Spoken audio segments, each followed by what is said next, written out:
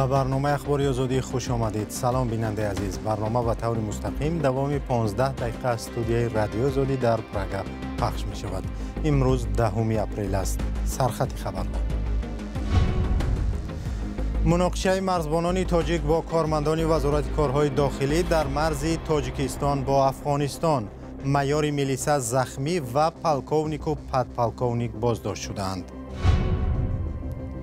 گروهی از مهاجران را از فرودگاه ونوکاوا به تاجیکستان پس فرستادند و برعکس بیش از 500 مهاجری تاجیک را از قزاقستان به روسیه راه دادند. پدر میگوید به وعده مقامداران باور کرده 2 پسرش را به ارتش فرستاد ولی پارچه زمین را به کسی دیگر دادند. آدمی که اینجا استفاده میبرد وای گفته است که ما اینجا یک استادیونچه میپوشم برای کودکان گفتم. مرزبانان کمیته دولتی امنیت ملی تاجیکستان یک افسر وزارت کارهای داخلی را در مرز با افغانستان زخمی کرده 2 کارمند دیگر این نهاد را در نزد یک مخفیگاه مواد مخدر بازداشت کردند. ماجرا میان کارمندان 2 نهاد قدرتی تاجیکستان ساعت 1 شب 6 اپریل در نزدیکی راه ناحیه شمس‌الدین شاهین با ناحیه درواز رخ داده است. مقامات رسما حادثه را شرح ندادند ولی منابع رادیو آزادی حادثه را تصدیق کردند و آن را یک نافهمی کلان نامیدند. تفصیلات در گزارشی همکارم کیومرثی عطا. یک منبع در نهادهای تفتیشاتی روز 10 اپریل به رادیوی آزادی گفت که 3 کارمند ریاست مبارزه به ضد قاچاق مواد مخدر وزارت کارهای داخلی با هدف انجام عملیات در سرحد با افغانستان قرار داشتند و مرزبانان آنها را قاچاقچی گمان کرده به سویشان آتش کشادند. یک مایور وزارت کارهای داخلی از پای و شکمش زخمی شده در بیمارستان ناحیه شمس‌الدین شاهین ولایت ختلان بستری است. یک سرهنگ یا پالکوونیک و یک پدپالکوونیک دستگیر شده به بازداشتگاه کمیته دولتی امنیت ملی به دوشنبه انتقال یافتند. کارمندان وزارت کارهای داخلی به مفتشان گفتند که آنها از پیدا شدن یک مخفیگاه مواد مخدر در مرز افغانستان خبر یافته برای پیدا کردنش رفته بودند ولی از سوی مرزبانها تیرباران شدند. سرحدبانان گفتند که آنها خبر دریافت کرده بودند که در این منطقه میان قاچاقبران داد و گرفت خواهد شد ولی آنها نمیدانستند که یک طرف کارمندان وزارت کارهای داخلی هستند.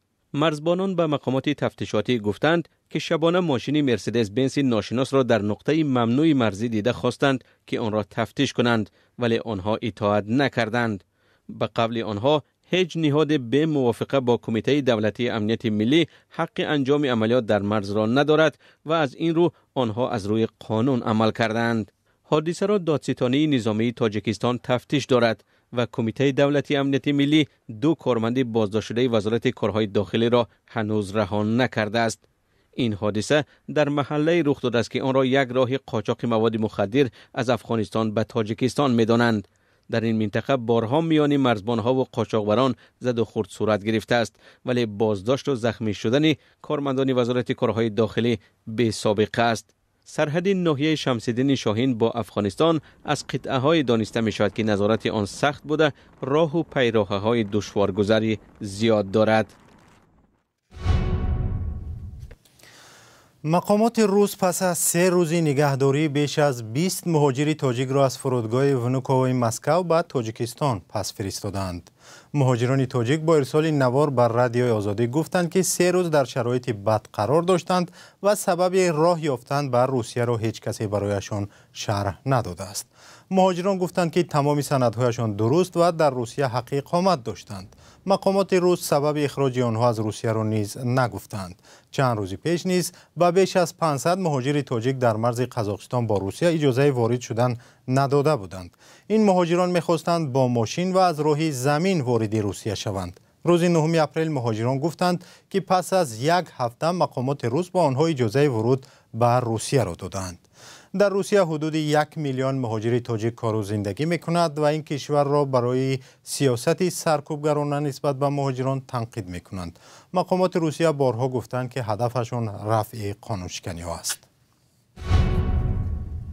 رو میرویم با مسائل بین المللی. پرزیدنت ایالات متحده آمریکا دونالد ترامپ غیر منتظره اعلام کرد که روز 12 اپریل هیئت‌های والا مقام ایالات متحده آمریکا و ایران در یک مذاکرات مستقیم برنامه هسته‌ای جمهوری اسلامی را بررسی می‌کنند.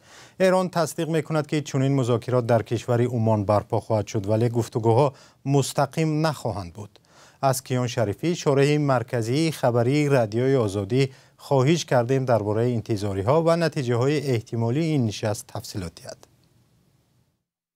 اینو اعلام کرد که قرار مذاکرات مستقیم با ایران انجام بشه و ایران چند ساعت بعد اومد گفت که این مذاکرات مستقیم نیستن، ولی هر دو اومدن گفتن که مذاکره‌ای در کار نیست، این فقط یک ملاقاته که ببینیم میتونه به یک مذاکره تبدیل بشه یا نه.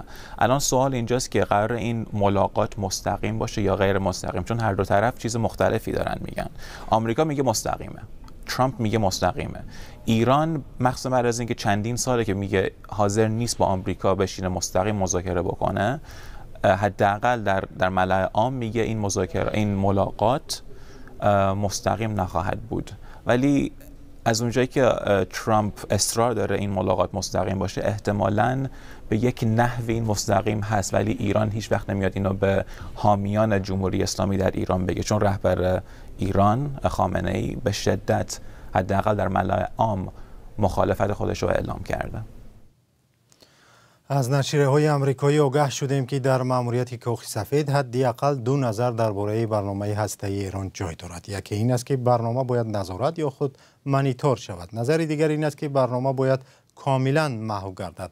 از همکارم پرسیدم آیا ایران به این نظرها واکنش کرده است؟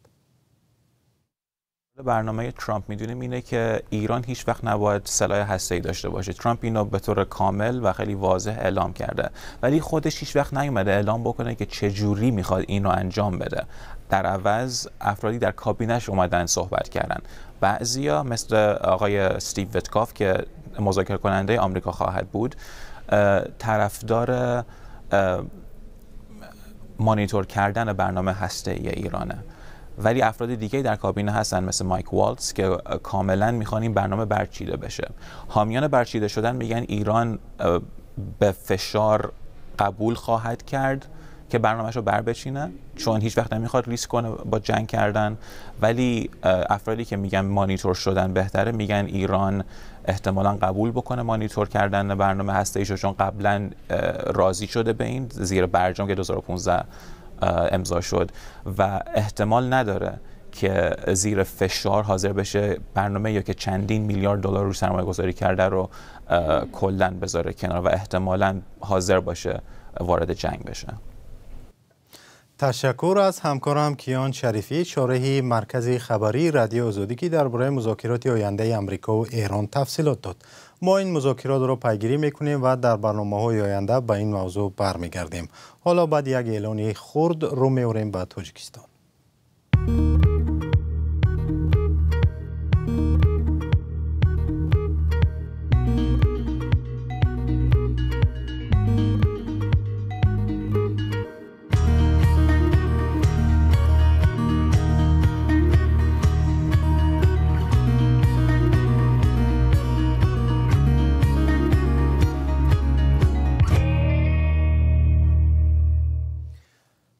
یک خانواده احتیاجمند در ناحیه مسچاه ادعا دارد که با وعده حکومت محلی دو پسرش را به خدمت حربی فرستاد تا یک پارچه زمینی علاوگی گیرد.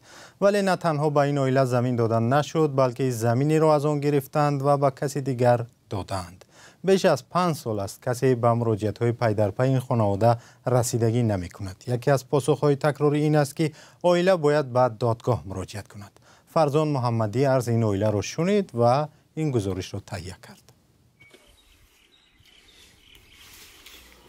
خانواده خالق‌وفا در شهرک بوستان ناحیه مسچا اطراف 40 سال باز این پارچه زمین را نگاهبین میکنند. نومان خالق‌وف 60 ساله میگوید در اول این زمین خیلی ویران و ناهموار بود، اما آنها توانستند آن را به زمین کشاورزی تبدیل دهند. طول این سالها با شرطنامه زمین را استفاده می‌بردند و بارها با مراجعت از حکومت محلی خواستند که این زمین را با قرار در اختیارشان سپارند، زیرا همچون عائله سرفرزند به آن احتیاج دارند. ما همین دوری پیش دیگه رئیسند رفته بودم گفتن که همه خیلی تو گفتن که بچه‌ات خدمت رفتگی میونه. من گفتم یک تا عریض داد رفتگی دویمش هم رود ما تو همین زمین میتیم گفتگی بودن. ما خوب گفتم پدر مسئولیت گرفته دو فوتی گرفته رفتم خدمت با خواهش خودم. ولی به گفته این پدر و پسر مقامات 7 سال باز به این وعدهشان وفا نمی کنند، زیرا پسر خرده این خانواده روح الله نومانزاده سال 2018 به خدمت رفته است. بر ضمن این با وجود داشتن شرطنامه استفاده زمین هم آن را به نام دیگر ساکنی ناحیه حجت گذاری کردند. آدمی که اینجا استفاده میبرد وای گفته است که ما اینجا یک استادیونچه میپوشم برای کودکان گفته. در حکومت ناحیه مسچاه مسئولان آماده نشدند به این مسئله روشنی اندازند، ولی در جوابهای خطی به عائله خالیقوفا گفتند که به دادگاه مراجعت کنند. اما 2 ماه پیش اعظم علیزاده رئیس ناحیه مسچاه در نشست خبریش به روزنامه‌نگاران گفته بود که صدها گکتار زمین را برای احتیاجمندان با قرار پرزیدنت گرفتند و در مد اول باید چنین خانواده ها باشند. از که رهبر دولت درخواست ما را دستگیری کردند، زیاده از 250 گکتار زمین 28 دکمبر سال 2024 به امضا رسید از حکومت جمهوری اسلامی.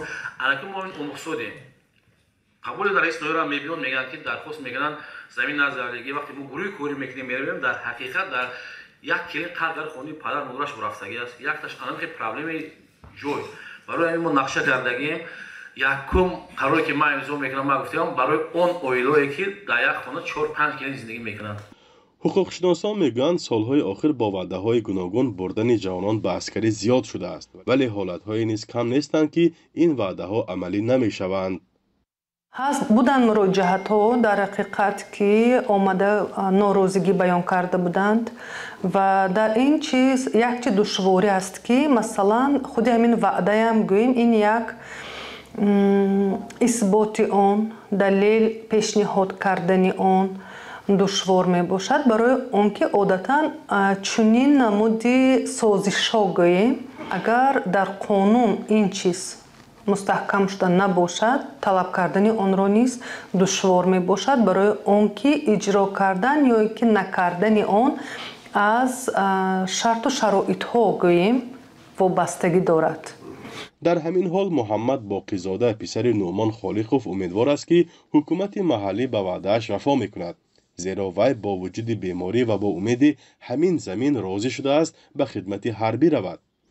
او میگوید اساساً چرخه روزگارشان را با پول مهاجرت مهنتی و فایده همین 701 زمین کشاورزی میگذراند. خالیقوفا توان خریدن حوله دیگر ندارند و در این حوله خرد 3 عائله جوان همراه پدر زندگی میکنند. یا منبع درآمد ما همین دیگه. مثلا پدر بیمار ما نوبت رفته مهاجرت مهنتی میبینیم، پدر پرتوفتن نمیشد. همین زمین وای کنن ما استفاده بریم. در عرفه هر موسم دعوت به خدمت حربی مقامات برای اجرای نقشه از راه و وسیله‌های گوناگون استفاده میکنند، از جمله وعده دادن زمین یا رسیدگی به نیازهای دیگری خانواده‌ها. بعضی وعده‌ها اجرا میشوند و بعضی دیگر سبب شکایت‌ها میگردند. فرزان محمدی، رادیو آزادی، ناحیه مسچاه. طبق پیشبینی بانک آسیای رشد اقتصادی تاجیکستان امسال 7.4 و سال آینده 6.8% رشد خواهد کرد. این در حالی است که مقامات تاجیک گفتند سرعت رشد اقتصاد امسال و سالهای آینده از 8% کم نخواهد بود. در گزارش بانک آسیای رشد که در اول ماه اپریل نشر شد آمده است سرمایه‌گذاری بزرگ به بخش انرژی، صنعت و رشد بخش خصوصی از عامل‌های اساسی افزایش اقتصاد در 2 سال آینده خواهد بود. بانک آسیای رشد به تاجیکستان توصیه داده است که تکنولوژی رقمی را رشد دهد تا خدمت رسانی‌های دولتی و سطح زندگی مردم بهتر شوند. اخبار آزادی به پایان رسید، ولی خبرهای نوی که پیدا می شوند در صفحه های رادیو آزادی در یوتیوب و اینستاگرام، تیک تاک و تلگرام و فیسبوک و ایکس نشر می شوند. همچنین سامانه ما را با نام آزادی.org ببینید. با رادیو آزادی بمانید تا دیدار در برنامه های دیگر.